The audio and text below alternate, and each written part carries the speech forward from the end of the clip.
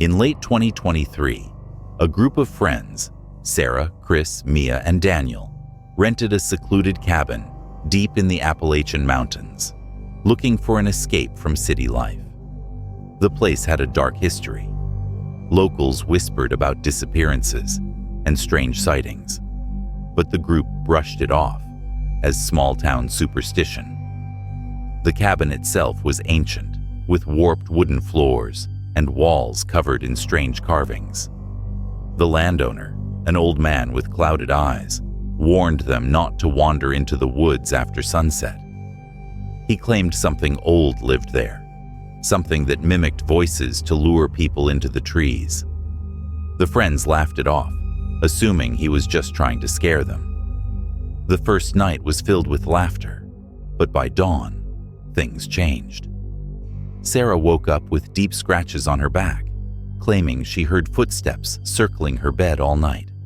Cameras they set up outside caught glimpses of a shadowy figure lingering near the tree line, but no one could explain it. Chris, the skeptic of the group, insisted it was an animal, until the figure started appearing closer to the cabin, standing still for hours, watching. Over the next few nights, things escalated. Doors slammed shut on their own. A sickly, sweet smell filled the air, and they all began having the same nightmare. A gaunt, eyeless figure, standing at the foot of their beds, whispering their names in a voice that sounded like distant static. Daniel began sleepwalking, waking up at dawn, standing in the exact same spot in the woods, barefoot and shivering, unable to remember how he got there. By the fourth night, Chris vanished. The group searched frantically, only to find his body in the basement, mouth frozen in a silent scream, fingernails torn and bloody from clawing at the stone walls. A symbol, a twisted spiral, was scrawled in ash around him, but the ashes were warm, as if freshly burned. The friends tried to call for help, but their phones displayed nothing but static. The cabin's landline, an old rotary phone, rang endlessly through the night, but when they picked it up, all they heard was heavy breathing. Terrified, they decided to leave at dawn, but the forest itself seemed to shift. The road they had driven in on looped back to the cabin, no matter which direction they went. Mia started hearing Chris's voice calling from the woods, begging for help, but when Sarah grabbed her to stop her from running into the trees, she felt something cold brush past her. Desperate, the remaining friends locked themselves in the cabin and waited for morning. But as the hours dragged on, the walls started creaking as if something were crawling through them.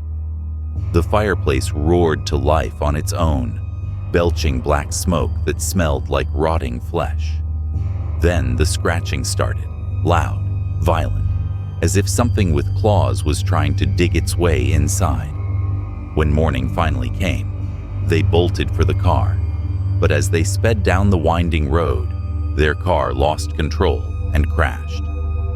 The police report stated that the survivors swore they saw Chris standing in the middle of the road before the accident, his eyes black and empty.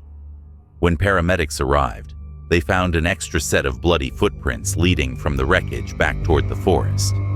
The cabin was condemned after investigators discovered a hidden room beneath the basement, filled with crude dolls, animal bones, and old journals describing rituals to summon something that feeds on fear. But the journals ended abruptly, with a final scrawled message. It watches from the trees. It follows you home. Weeks later, Sarah, the only survivor, was found dead in her apartment, her body contorted into a twisted shape, eyes missing, and nails shredded down to the bone. The same spiral symbol from the basement was burned into her bedroom wall, and her phone had a single voicemail, a recording of her own voice, echoing back to her, begging for help. To this day, hikers report hearing faint cries for help echoing through the trees, always leading back to Black Hollow Cabin.